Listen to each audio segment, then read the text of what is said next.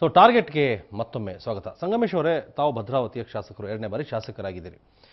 ಭದ್ರಾವತಿ ಅನ್ನೋದು ಒಂದು ರೀತಿ ಇಡೀ ಕರ್ನಾಟಕ ಒಂದು ಕಾರ್ಖಾನೆಗಳು, ವಿಶ್ವೇಶ್ವರಯ್ಯ ಕಾಲದ ಕಾರ್ಖಾನೆಗಳಿದೆ. ಅಲ್ಲಿಯ ಕಾರ್ಮಿಕರ ಸ್ಥಿತಿಗತಿಗಳು ದಯನೀಯವಾಗಿದೆ. ಕಿತ್ತೋದ ರಸ್ತೆಗಳು ಭದ್ರಾವತಿಯಲ್ಲಿರೋದು. ಇದನ್ನೆಲ್ಲ ಹೊರತುಪಡಿಸಿ ಭದ್ರಾವತಿಯ ಅಭಿವೃದ್ಧಿ ಗಮನ ಕೊಡದೆ ಅಲ್ಲಿ ನಡೀತಾ ಇರೋದು ಬರೀ ಭದ್ರಾವತಿ ಚರ್ಚೆ ಗ್ರಾಸ ಆಗ್ತಾ ಇರೋದು, ರಾಜ್ಯದ ದೃಷ್ಟಿ ಸೆಳೀತಾ ಇರೋದು ಏನಕ್ಕೆ ಅಂತ ಹೇಳಿದ್ರೆ ಕೇವಲ ಈ ಗಲಾಟೆಗಳು, ಗುಂಡಾವರ್ತನೆ, ದಾಂಧಲೆ. ಅದನ್ನು ಹೊರತುಪಡಿಸಿ ಜನಪ್ರತಿನಿಧಿಗಳು ಸಾಮಾನ್ಯ ಜನರಿಗೆ ಬೇಕಾದ ಅನುಕೂಲದತ್ತ ಯಾಕೆ ಗಮನ ಹರಿಸಕ್ಕಾಗ್ತಾ ಇಲ್ಲ ನಿಮಗೆ? ಕೇವಲ ವೈಯಕ್ತಿಕ ಹಿತಾಸಕ್ತಿ, ಪ್ರತಿಷ್ಠೆ ಇಷ್ಟೇ ಮುಖ್ಯನಾ ನಿಮಗೆ? ಭದ್ರಾವತಿಯಲ್ಲಿ ನೀವು ಹೇಳ್ದಂಗೆ ರೋಡ್ಗಳು ಎಲ್ಲ ಶಾಸಕರ ವ್ಯಾಪ್ತಿ ಬರುವಂಥ ಮುಖ್ಯ ರಸ್ತೆಗಳು 100ಕ್ಕೆ 90 ಭಾಗ ಸಂಪೂರ್ಣವಾಗಿ ಒಳ್ಳೆ ವ್ಯವಸ್ಥಿತವಾಗಿ ಡಾಂಬೀಕರಣ ಎಲ್ಲ ಮಾಡಿಸಿದ್ದೀವಿ. ಇನ್ನೂ ಒಂದು 10% ಉಳಿದಿದೆ, ಅದು ಮಾಡಬೇಕು. ಅದಕ್ಕೆ ಹಣ ಕೇಳಿದ್ರೆ ಯಡಿಯೂರಪ್ಪನವ್ರು ಹೇಳ್ತಾರೆ ಅಭಿವೃದ್ಧಿ ವಿಚಾರದಲ್ಲಿ ಖಜಾನೆ ಫುಲ್ ಇದೆ ಅಂತ. ಪ್ರಸ್ತಾವನೆ ನಾವು ಕೊಟ್ಟು ಕೈ ನೋವು ಬಂದ್ಬಿಟ್ಟಿದೆ. ಅಷ್ಟು ಪತ್ರಗಳು ಕೊಟ್ಟಿದ್ದೀವಿ. ಬೇಕು ಅಂತೇಳಿ BJPಗೆ ನಾನು ಬೆಂಬಲಿಸಿಲ್ಲ, BJP ಪಕ್ಷಕ್ಕೆ ಹೋಗಲಿಲ್ಲ ಅನ್ನೋ ಒಂದು ಉದ್ದೇಶ ಇಟ್ಕೊಂಡು ನನಗೆ ಯಾವುದೇ ಥರದ ಹಣ ಇತ್ತೀಚೆಗೆ ಬಿಡುಗಡೆ ಮಾಡ್ತಿಲ್ಲ. ರಾಜ್ಯದ ಮುಖ್ಯಮಂತ್ರಿ ಆಗಿರೋ ಯಡಿಯೂರಪ್ಪನವರು ಎಲ್ಲ ಬಿಟ್ಬಿಟ್ಟು ಯಾಕೆ ಸಂಗಮೇಶ್ ಹಿಂದೆ ಬಿದ್ದಿದ್ದಾರೆ? ನಿಮ್ಮ ಪ್ರಕಾರ ನೀವು ಹೇಳ್ತಿದ್ರಿ ಯಡಿಯೂರಪ್ಪನವ್ರ ಕಾರಣ, ಪಿತೂರಿ ಕಾರಣ, ರಾಘವೇಂದ್ರ ಕಾರಣ, ಅವ್ರ ಕಾರಣ. ಯಾಕೆಂದರೆ ನಾನು ಒಬ್ಬ ವೀರಶೈವ ಸಮಾಜದಲ್ಲಿ ಬೆಳೆದಂಥ, ನಾನು ಕೂಡ ಹುಟ್ಟಿದಂಥವನು.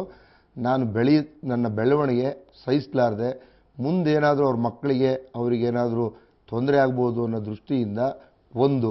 ಎರಡನೇದು, ನನಗೆ BJPಗೆ 10 ಬಾರಿ ಕರೆದ್ರು. ವೀರಶೈವ ಸಮಾಜದಲ್ಲಿ ನೀವು ಒಬ್ಬರೇ ಇರೋದಲ್ಲ ಶಿವಮೊಗ್ಗದಲ್ಲಿ.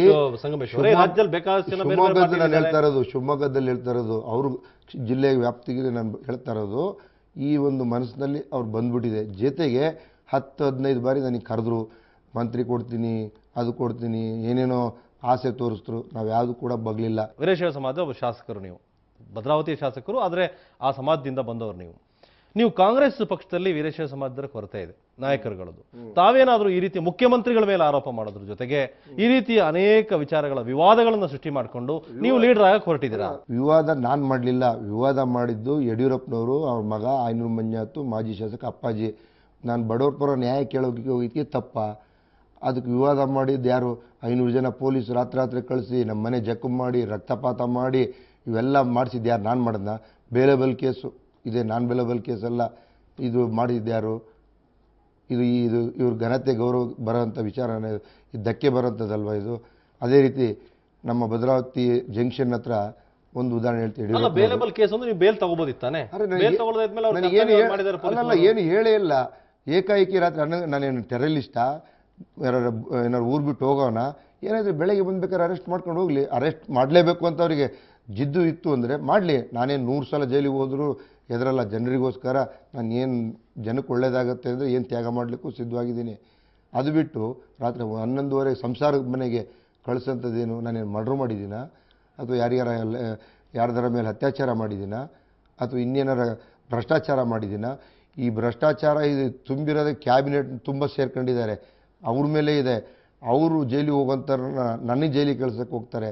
ಇದು ಯಾವ ಧರ್ಮ ಸರ್? ಶಿವಮೊಗ್ಗ ಜಿಲ್ಲೆಯಲ್ಲಿ ಎಲ್ಲವೂ ಸರಿ ಇಲ್ಲ. ಮುಖ್ಯಮಂತ್ರಿ ಯಡಿಯೂರಪ್ಪನವ್ರು ನಿಮ್ಮ ಮೇಲೆ ಹಾಗಾದ್ರೆ ಇಲ್ಸಲ್ಲದ ಆರೋಪಗಳು ಹೊರಡಿಸಿ ನಿಮ್ಮ ಜೈಲಿಗೆ ಕಳ್ಸೋಕೆ ಹೊರಟಿದ್ದಾರೆ. ಎಲ್ಲರನ್ನೂ ಬಿಟ್ಟರು ಭದ್ರಾವತಿ ಶಾಸಕರು ಬೆನ್ನ ಹಿಂದೆ ಯಾಕೆ ಬಿದ್ದವ್ರೆ? ಯಾಕೆಂದ್ರೆ ಭದ್ರಾವತಿಯಲ್ಲಿ ಕಾಂಗ್ರೆಸ್ ಭದ್ರಕೋಟೆ. ಇವರು BJP ಮುಖ್ಯಮಂತ್ರಿ ಬಂದು ಎಷ್ಟು ಪ್ರಚಾರ ಮಾಡಿದ್ರು, ತಾಲೂಕ್ ಪಂಚಾಯತ್, ಜಿಲ್ಲಾ ಪಂಚಾಯತ್, ಎಲ್ಲ ಪಂಚಾಯತ್. ನಮ್ಮ ಭದ್ರಾವತಿ ಕ್ಷೇತ್ರದಲ್ಲಿ ಒಂದು ಲೋಕಲ್ ಬಾಡಿ BJP ಇಲ್ಲ, ಎಲ್ಲ ಸಂಪೂರ್ಣ ಕಾಂಗ್ರೆಸ್ ಇದೆ. ಇನ್ನೊಂದು ವಿಶೇಷ ನೋಡಿ, ಭದ್ರಾವತಿಯಲ್ಲಿ ರಾಜ್ಯದಲ್ಲಿ ಕುಮಾರಸ್ವಾಮಿ ಅವರು BJPಗೆ ಚೀಮಾರಿ ಆಗ್ತಾರೆ. ಭದ್ರಾವತಿಯಲ್ಲಿ BJP JDS ಒಂದಾಗಿ ಲೋಕಲ್ ಬಾಡಿಗಳೆಲ್ಲ ಅಡ್ಜಸ್ಟ್ಮೆಂಟ್ ಮಾಡ್ಕೊಂಡು ಮಾಡ್ತಾರೆ. ಆದರೂ ಕೂಡ ಸೋತಿದ್ದಾರೆ. ಮೊನ್ನೆ ತಾಲೂಕ್ ಪಂಚಾಯತ್ ಚುನಾವಣೆಯಲ್ಲಿ 18 ಸ್ಥಾನದಲ್ಲಿ 9 ಸ್ಥಾನ ನಾವು ಕಾಂಗ್ರೆಸ್ ಗೆದ್ವಿ, 6 JDS ಗೆಲ್ತು, 3 BJP ಗೆಲ್ತು. 6, 3, 9 ಸೇರ್ಕೊಂಡು ಅವರು ಕ್ಯಾಂಡಿಡೇಟ್ ಹಾಕಿದ್ರು. ಲಾಟ್ರಿ ಮುಖಾಂತರ ಅಧ್ಯಕ್ಷರು ನಮ್ಮರೇ ಆದರು, ಉಪಾಧ್ಯಕ್ಷರು ನಮ್ಮರೇ ಆದರು. ನಗರಸಭೆ ಅಧ್ಯಕ್ಷರು ನಮ್ಮ ಕಾಂಗ್ರೆಸ್ನವರೇ, ನಮ್ಮ ಅಣ್ಣನೇ ಅಧ್ಯಕ್ಷರಾಗಿದ್ದಾರೆ. ಮತ್ತು PLD ಬ್ಯಾಂಕು ನಮ್ಮ ಕಂಟ್ರೋಲಲ್ಲಿದೆ. ಎಲ್ಲ ಪಕ್ಷಗಳೊಂದಿಗಿನ ನಿಮ್ಮ ಈ ಫೈಟಿಂಗು ಇದರಿಂದ ಬಡವಾಗ್ತಾ ಇರೋದೇ ಅದು ಭದ್ರಾವತಿ ಕ್ಷೇತ್ರ. ಸರ್, ಭದ್ರಾವತಿ ಕ್ಷೇತ್ರ ಬಡವ ಆಗಬಾರ್ದು, ಶ್ರೀಮಂತ ಆಗಬೇಕು ಅಂತ ನಂದು ಹೋರಾಟ. ನನಗೇನು ವೈಯಕ್ತಿಕವಾಗಿ ಯಾವುದಾದ್ರೂ ದುಡ್ಡು ಕಾಸು ಕೈ ಒಡ್ಡಿ ಯಾರ ಹತ್ರ ಶಬಾಷ್ಗಿರಿ ತಗೊಳಕ್ಕಲ್ಲ ಸರ್. ನಾನು ನನ್ನ ಜನಗಳ ಮತದಾರ ದೇವಗಳ ಋಣ ತೀರಿಸಬೇಕು ಅಂತೇಳಿ ಜನತೆಗೋಸ್ಕರ ಹೋರಾಟ ಮಾಡ್ತಾ ಇದ್ದೀನಿ ಹೊರತು ಅದಕ್ಕೆ ಪ್ರಜಾಪ್ರಭುತ್ವ ವ್ಯವಸ್ಥೆಯಲ್ಲಿ ನ್ಯಾಯ ರೀತಿಯಾದ ಹೋರಾಟ ಮಾಡೋದು. ನೀವು ನನಗೆ ಕೇಳ್ತಿರಲ್ಲ ಆ ಪ್ರಶ್ನೆನ. ಅಧಿಕಾರಿಗಳು ಸಂಬಳ ತಿಂತಾರೆ, ನಾವು ಸಾರ್ವಜನಿಕರು ಕೊಡುವಂಥ ತೆರಿಗೆಯಲ್ಲಿ ಸಂಬಳ ತಿನ್ನೋಂಥ ಅಧಿಕಾರಿಗಳು ಒಂದು ದಿವಸ ಸಂಬಳ ಬಿಡಲ್ಲ, ತಿಂಗಳು ಸಂಬಳ ತಗೊಳ್ತಾರೆ.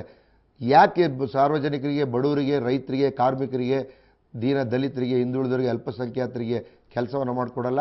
ಇವತ್ತು ಬನ್ನಿ ನಮ್ಮ ಭದ್ರಾವತಿಯಲ್ಲಿ 2 ವರ್ಷ ಆದರೂ ಕೂಡ ಸರ್ವೆ ಮಾಡಲಿಕ್ಕೆ ಇನ್ನೂ ತನಕ ಪೆಂಡಿಂಗ್ ಇಟ್ಟಿದ್ದಾರೆ ಅರ್ಜಿಗಳು. ಏನು ಸರ್ ಇಷ್ಟು ದಿವಸ? ಈಗ ಮುಂಚೆ ಥರ ಇಲ್ಲ. ರಿಜಿಸ್ಟ್ರೇಷನ್ ಮಾಡಿಸ್ಬೇಕು ಅಂದರೆ ಪಕ್ಕಾ ಪೋಡ್ ಮಾಡಬೇಕು, ಪಕ್ಕಾ ಪೋಡ್ ಆಗಬೇಕು ಅಂದರೆ ಸರ್ವೆ ಆಗಬೇಕು. ಸರ್ವೆ ಮಾಡೋಕ್ಕೆ 2 ವರ್ಷ ಬೇಕಾ ಸರ್? ಆಮೇಲೆ ಒಂದು ಸಣ್ಣ ಸರ್ಟಿಫಿಕೇಟ್ ತಗೊಳ್ಳೋಕ್ಕೆ 6 ತಿಂಗಳು ಬೇಕಾ ಸರ್? ಅದೇ ದುಡ್ಡು ಕೊಟ್ಟರೆ, ಈ ಬೆಳೆ ಕೊಟ್ಟರೆ ಸಾಯಂಕಾಲ ಕೊಡ್ತಾರೆ. ಇಲ್ಲಾಂದರೆ ಏನಾದ್ರು ಒಂದು ನೆಪ ಹೇಳ್ತಾರೆ, ಅದಿಲ್ಲ, ಇದಿಲ್ಲ, ಅವರಿಲ್ಲ, ಇವರಿಲ್ಲ. ಇದು ಬಡವರಿಗೆ ಓಡಾಡಿಸಿ ಮನಸ್ಸಿಗೆ ನುಸುವಂಥ ಕೆಲಸ. ಪೆನ್ಷನ್ ಸರ್, ಇವತ್ತೇನು BJP ಸರ್ಕಾರ ಭಾಳ ಹೇಳುತ್ತೆ, ನಾವು ಜನಪರ ಕಾರ್ಯಕ್ರಮ ಅಂತ. ಭಾಗ್ಯಲಕ್ಷ್ಮಿ ಬಾಂಡು ಎಲ್ಲರಿಗೂ ಕೊಡ್ತೀವಿ ಅಂದರು.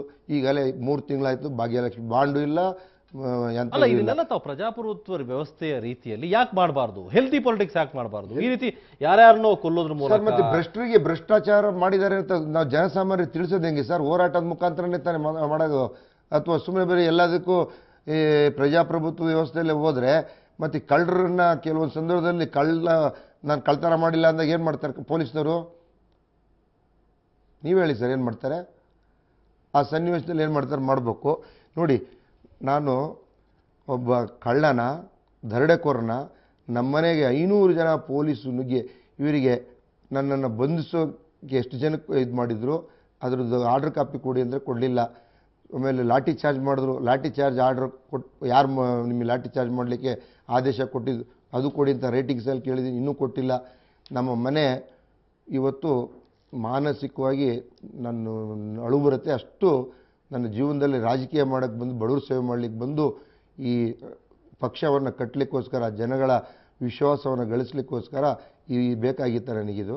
ಈ ಹೊಡೆತ, ನಮ್ಮ ಅಣ್ಣ ತಮ್ಮಗಳು ಮಾನಸಿಕವಾಗಿ ನೊಂದು, ನಮ್ಮ ತಂಗಿ ಮಕ್ಕಳು, ಆಮೇಲೆ ನಮ್ಮ ಕಾರ್ಯಕರ್ತರುಗಳು, ನಮ್ಮ ಮುಖಂಡರುಗಳು, ಇದು ಬೇಕಾಗಿತ್ತು. ನಿಮ್ಮ ಪ್ರತಿಭಟನೆ, ಈ ಹೋರಾಟಗಳು ಮುಂದುವರಿಯುತ್ತೆ. ನಮ್ಮ ಪಕ್ಷ ಏನು ಈಗಾಗಲೇ ಅಧಿವೇಶನದಲ್ಲೂ ಕೂಡ ಇದು ಎತ್ತುತ್ತೀವಿ ಅಂತ ನಮ್ಮ ವಿರೋಧ ಪಕ್ಷ ನಾಯಕರಾದ ಸಿದ್ದರಾಮಯ್ಯನವರು ಹೇಳಿದ್ದಾರೆ, ಕೃಷ್ಣ ಬೈರೇಗೌಡರು ಹೇಳಿದ್ದಾರೆ, DK ಶಿವಕುಮಾರ್ ಹೇಳಿದ್ದಾರೆ, ಪರಮೇಶ್ವರ್ ಹೇಳಿದ್ದಾರೆ, ಮಲ್ಲಿಕಾರ್ಜುನ್ ಖರ್ಗೆ ಅವರು ನಿನ್ನೆ ದೂರವಾಣಿ ಮೂಲಕ ಮಾತಾಡಿದ್ದಾರೆ, ವೀರಪ್ಪ ಮೊಯ್ಲಿಯವರು ಮಾತನಾಡಿದ್ದಾರೆ.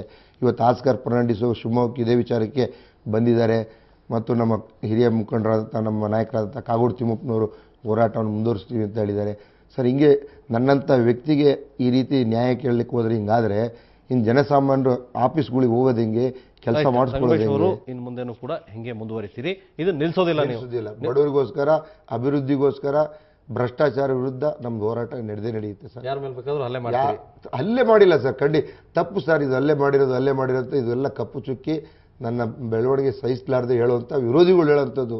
ಖಂಡಿತವಾಗ್ಲೂ ನಾನು ನಮ್ಮ ತಾಯಿ ಮೇಲೆ ಆಣೆ ಮಾಡಿ ಹೇಳ್ತೀನಿ, ಅವರಿಗೆ ಬರೀ ಫೈಲಿಂಗ್ ಹಾಕಿದ್ದಷ್ಟೇ, ಈ ವೋಟ್ ಲಿಸ್ಟ್ ಸೇರ್ಸೋಕ್ಕೆ ಬಂದಿಲ್ಲ ಅಂದಾಗ ಹಿಂಗೆ ಬಿಸಾಕಿದ್ದೀನಿ ಹೊರತು ಹಲ್ಲೆ ಮಾಡಿಲ್ಲ. ಹಿಂದಿದ್ದಂಥ ಅಪ್ಪಾಜಿಗೌಡ ಎಷ್ಟು ಜನದ ಮೇಲೆ ಹಲ್ಲೆ ಮಾಡಿದ್ದಾರೆ. ಆ ಥರ ನಾನಿನ್ನು ಅವರು ಮಾಡಿರೋ ಹಲ್ಲೆಗಳು ಸ್ವಾರ್ಥಕ್ಕೋಸ್ಕರ, ನಾನು ಮಾಡಿರೋದು ಊರಿನ ಹಿತಕ್ಕೋಸ್ಕರ, ಊರಿನ ಜನತೆಯ ಪರವಾಗಿ ಮಾಡೋಕ್ಕೆ ಹೋಗಿದ್ದೀನಿ ಹೊರತು ನನ್ನ ವೈಯಕ್ತಿಕವಾಗಿ ಹೋಗಿಲ್ಲ. ನಮ್ಮ ತಾಯಿ ಮೇಲೆ ಆಣೆಗಳು ಹೇಳ್ತೀನಿ, ಈ ಥರ ಎಲ್ಲ ಸೃಷ್ಟಿ ಮಾಡಿರೋದೆ ಯಡಿಯೂರಪ್ಪ, ರಾಘವೇಂದ್ರ, ಐನೂರು ಮಂಜುನಾಥ್, ಅಪ್ಪಾಜಿಗೌಡ. ರೈಟ್ ಸಂಗಮೇಶ್ ಅವರೇ, ಓಕೆ, ನಿಮ್ಮ ಪಕ್ಷ ಮತ್ತು ಕೋರ್ಟ್ ಏನು ತೀರ್ಮಾನ ತಗೊಳುತ್ತೆ ಕಾದು ನೋಡೋಣ.